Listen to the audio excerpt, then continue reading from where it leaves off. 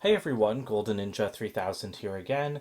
Sorry I haven't uploaded in a little while. I've just been getting over my second time having COVID, but I'm back today covering the reveal of the brand new LEGO Star-Lord's helmet set that was officially revealed yesterday. This is only our fourth Marvel helmet. I did wonder if LEGO was going to do this at one point because it's not a real helmet, it's more like a mask, but we're going to talk about that more in a little bit. It's got 602 pieces. It's going to retail for 80 US dollars and it does release on April 1st. We'll also talk about that price later because I don't even have any words. It's just so stupid. So, but first off, the design. I think that this looks surprisingly great. Like, I was really impressed by this when I first saw it because I think the lines are very clean. I think it's instantly recognizable as Star Lord's helmet. And all of the shaping just looks really good to me. Like I love how all of like the wedge plates like kind of tessellate into each other at the top of the helmet here. Those better be prints. I feel like I can see the edge of the stickers.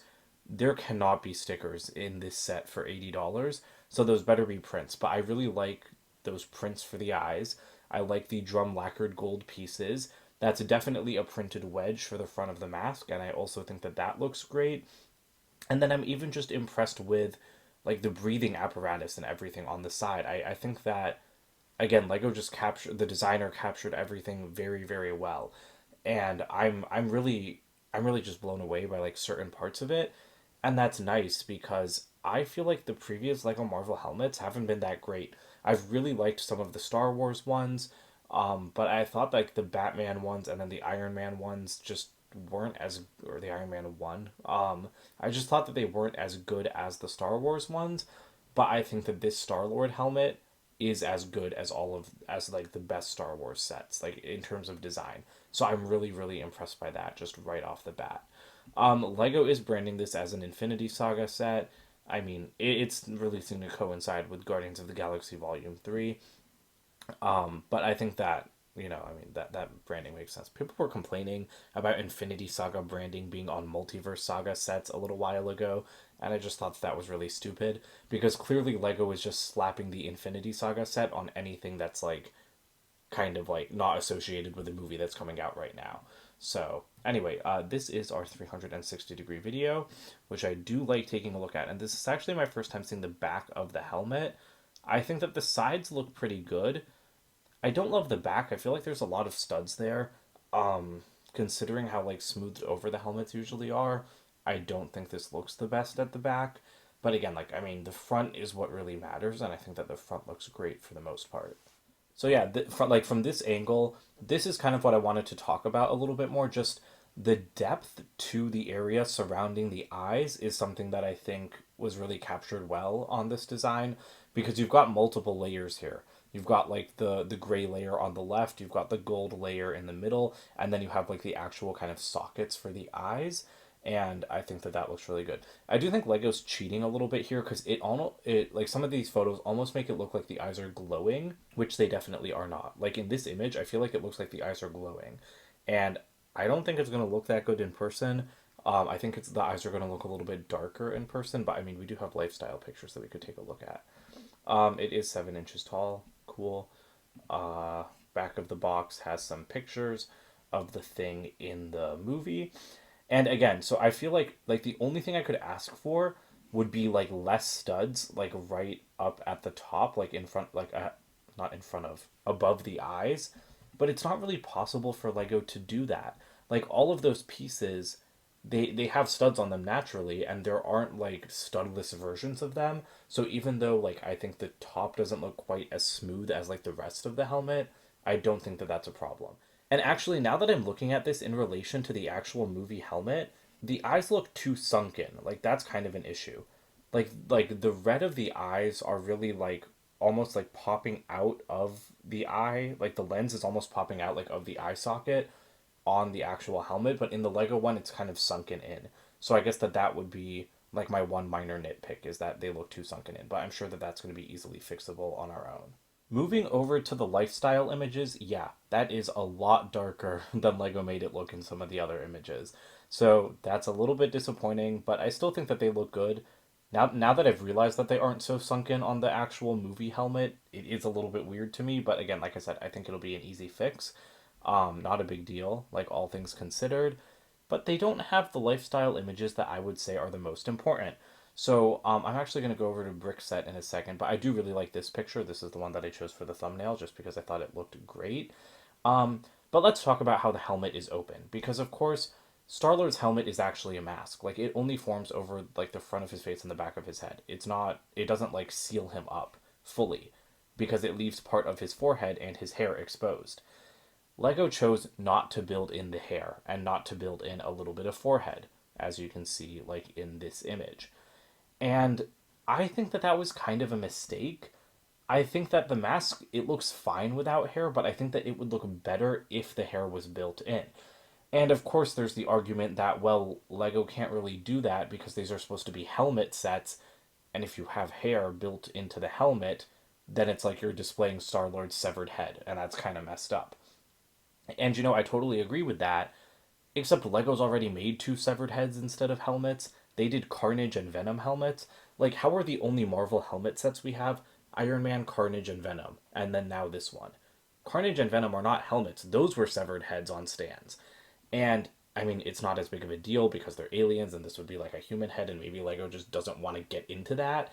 But like, this would look better with Star Lord's hair in it. And if Lego is willing to do severed heads of villains for the Marvel range, I think there's no reason why Star Lord's helmet couldn't have had a little bit of hair. They didn't have to like build in the forehead parts, but like I think they could have put in some hair.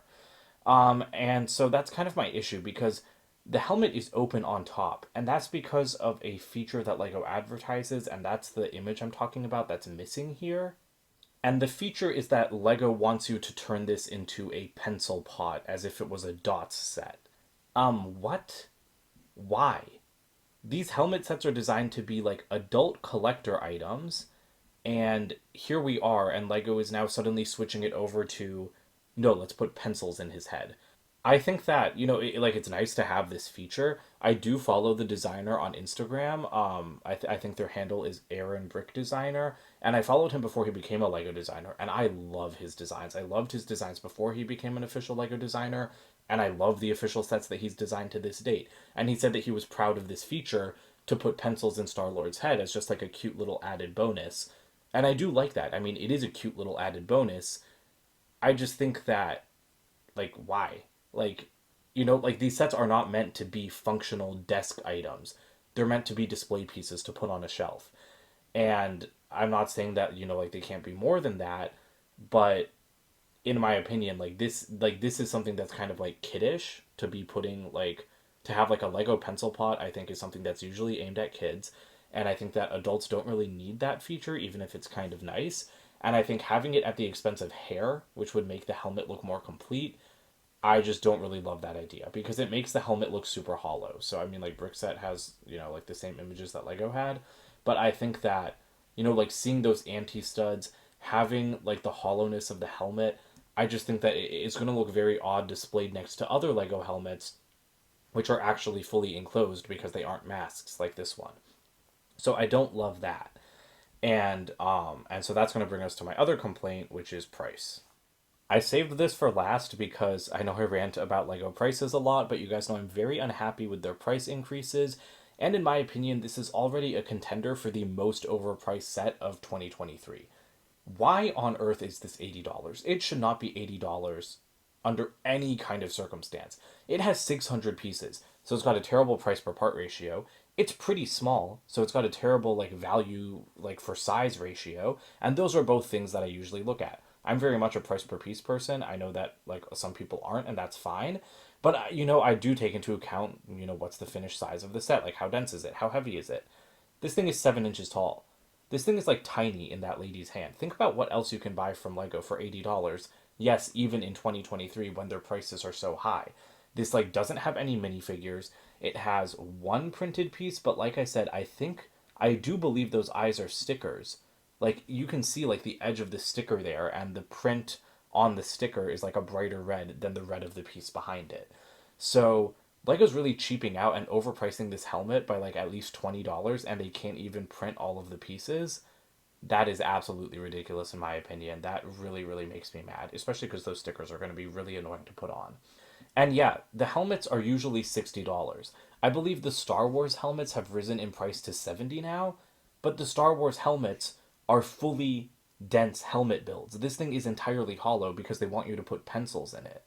So instead of paying $70 for like a decent, like chunky, like fully like built up core of a helmet, you're now paying $80 for an empty mask that Lego's telling you to use as a pencil pot. That's so unbelievably stupid to me. Like, I never thought these helmet sets were worth $60 to begin with. I was always in the camp of they're more like $50 sets. Some of them even seemed like $40 sets. And I think that they would be perfect at like a $50 price point. So I saw that this one was going to be 60, or I thought that this one was going to be 60, and I was like, you know what? It looks like a cool design. I'll pay $60 for it just to get it, like when it comes out. But $80 is just an absolutely ridiculous price. I would never consider buying it at full price. Like, never. So, I really don't know what Lego's doing. I don't know why their pricing is so messed up, but like, I don't think that this looks worth $80 at all. Again, especially considering what else you can get from Lego, how bad like the inside of all those anti-studs is going to look. If this had hair, I still don't think it'd be worth 80. Maybe like 70, like the new Star Wars ones, but yeah, this price is just abysmal.